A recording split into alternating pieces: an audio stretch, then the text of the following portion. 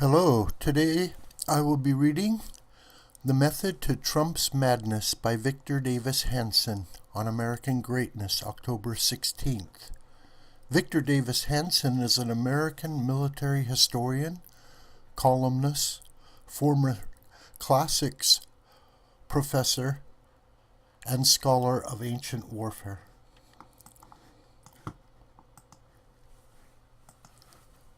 The Democratic Party, as it did after Hubert Humphrey's close loss in 1968, seems still to be misdiagnosing its 2016 defeat.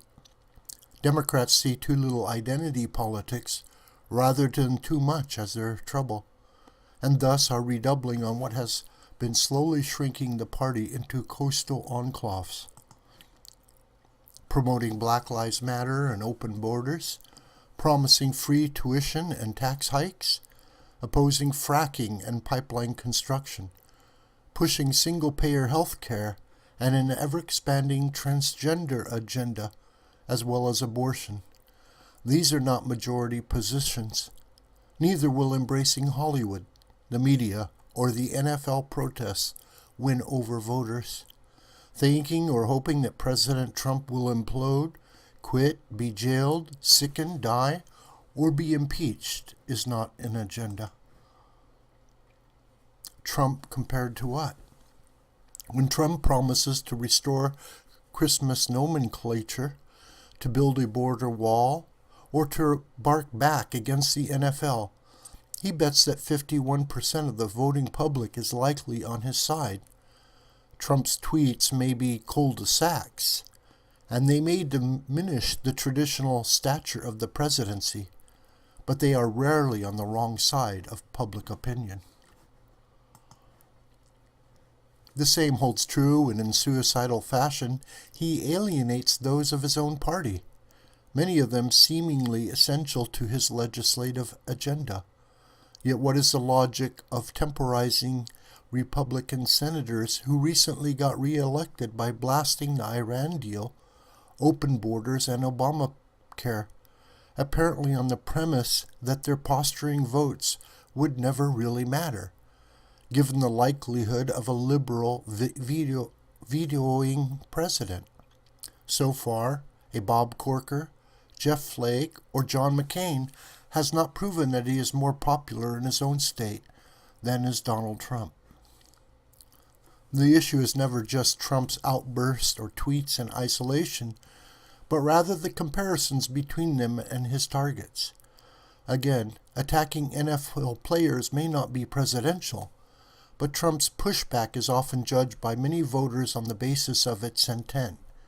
In other words, an effort to oppose the growing trend of multimillionaire athletes refusing to stand for the national anthem.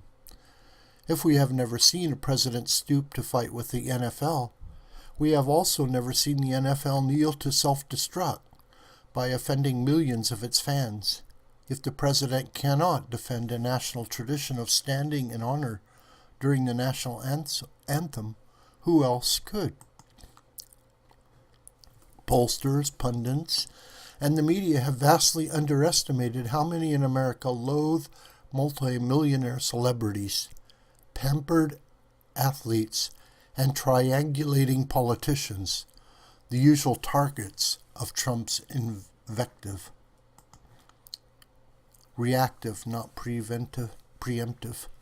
Take a sampling of Trump's most infamous tweets and adolescent outbursts, attacks on Bob Corker's height, referencing Rex Tillerson's IQ, the creepy description of blood oozing from a supposedly irate Megyn Kelly, or deprecating the capture and imprisonment of John McCain. And the common denominator is not just puerility and cruelty, but also retaliation. All had first attacked Trump, and sometimes quite viciously. Corker had claimed that Trump's White House was chaos, a reality show and in danger of prompting World War III, a virtual charge that Trump was nuts. Anonymous sources accused Tillerson of calling Trump a moron, or at least implying it, and the secretary did not explicitly deny the charge, although he deplored the climate in which such accusations were made. Kelly hijacked her own debate question and turned it into a scripted rant about Trump's alleged misogyny.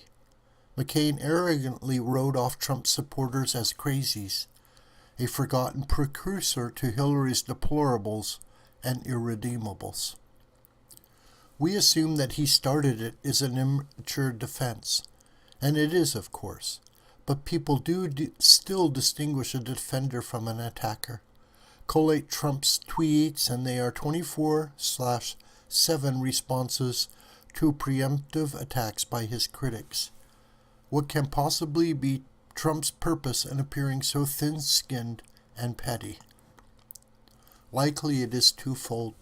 Most obviously, he seeks to re-establish deterrence.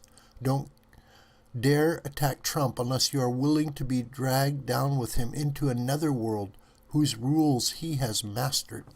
Just ask low-energy Jeb, Little Marco, or Lying Ted. Second, he knows the politicians, media hacks, and celebrities who attack him are sanctimonious bullies by nature. Their professions traffic in self-righteous invective, with the expectation that they will never be attacked in kind. But the public enjoys seeing them taken down a notch. It is inexplicable but also eerie to chart the subsequent downward career trajectories of those who sought to engage Trump in a mudslinging contest. It's your misfortune and none of my own. Trump is not avoiding controversial or substantive issues, but often he is shrugging that the problem was not his, and thus may belong to others to solve. DACA was illegal. Even honest Obama supporters concede that. Trump wants it reformed and clarified, but by the Congress that alone should have had the legal authority to pass or reject the law. Trump did not make the Iran deal, but he knows that it is a de facto treaty that was never ratified by the Senate and could not be today. If it is such a good deal, then the bipartisan Senate now can either reform and resubmit it or ratify it as is or reject it. Ditto the Paris Climate Accord. Cannot Chuck Schumer introduce a bill to reclassify the accord properly as a treaty and see it passed by the Senate with a necessary 2/3 majority? The same is true of Obamacare, the Korean nuclear crisis, and ISIS. Trump loudly announces he will solve the crisis that others caused. But if he is prevented by legislative logjams in the courts, then nature will take its course. Obamacare will fall by its own weight more quickly once its Obama-era illegal executive orders are removed. Any sane country will eventually have to shoot down an incoming Korean missile and do what is necessary to protect its people.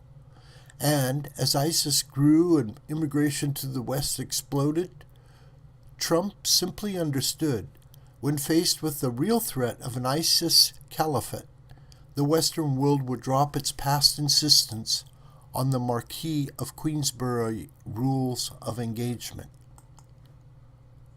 Moving on. Trump never really enjoyed a Republican majority in Congress, given the large number of purple state and never Trump senators. He is also not a reflective and sedentary president.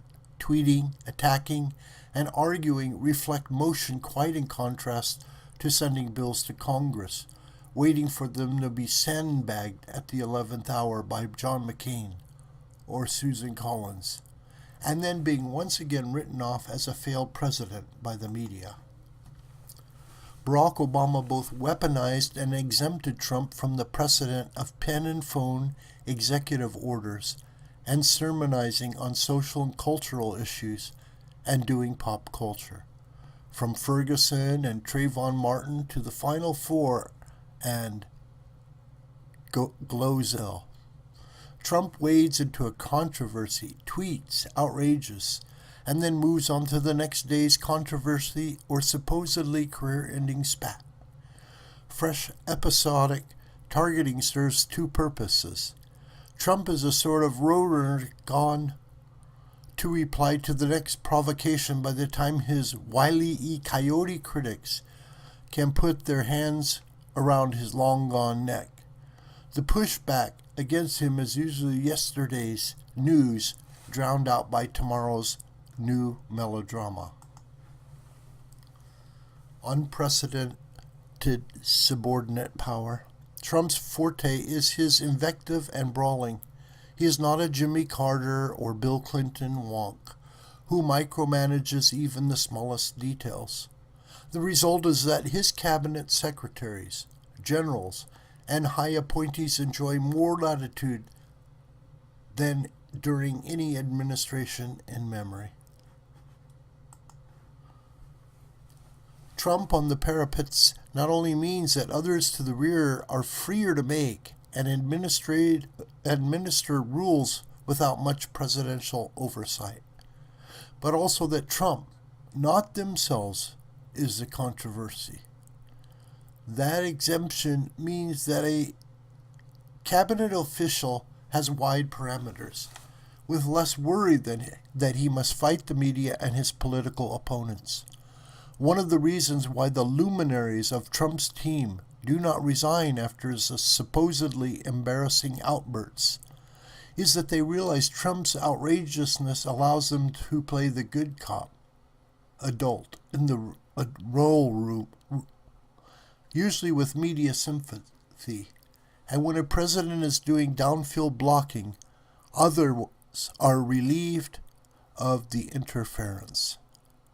A Trump Secretary of Defense or National Security Advisor exercises power and influence in ways unimaginable in comparison to most earlier counterparts. Attitude. It is apparently as important how as what Trump speaks, tweets, or does. Half the country got tired of sober and judicious platitudes that gussied up careerist agendas.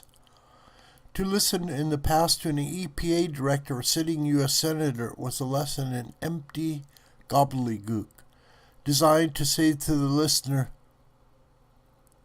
I am smart enough to make you think that I am doing something for you. Trump, in contrast, in gesture, accent, vocabulary, and rashness, sounds like a cigar-chomping blue-collar machinist out of our past, who is said to be outrageous in his crudity only because he is condemned by those who are far more outrageous in their mannered sobriety. In some sense, Trump welcomes wounds in order to inflict greater ones on the proverbial establishment. Endgame. When will the public tire of Trump's imbroglios? Likely when a few of several scenarios happen. He gets into a major optional war that bogs down. He so insults his own appointees that we finally see our 4 or 5 marquee cabinet sequential resignations. He does not build the wall, reform health care, or achieve a middle-class tax cut growth, and therefore loses his base, or he cannot achieve 3% annual economic growth, or is plagued by a recession or return to stagflation. A final thought. Either Trump's spats and tweets are IEDs that go off so often that his accumulated wounds finally prove political lethal, or his invectives are many preemptive explosions that clear minefields ahead and help ensure that we will not get into a war, that his team sees no reason to resign, that he tries to do what he promised, and then he achieves 3% growth in GDP. Either way, the Trump presidency is moving at a speed likely unmatched by his predecessors, and he is getting somewhere fast. This video is a production of School of the White Crane. My name is John Brooker, and you could reach me through commentary on this video or through my Gmail listed here. Please share this video with family and friends and on social media. May God richly bless you.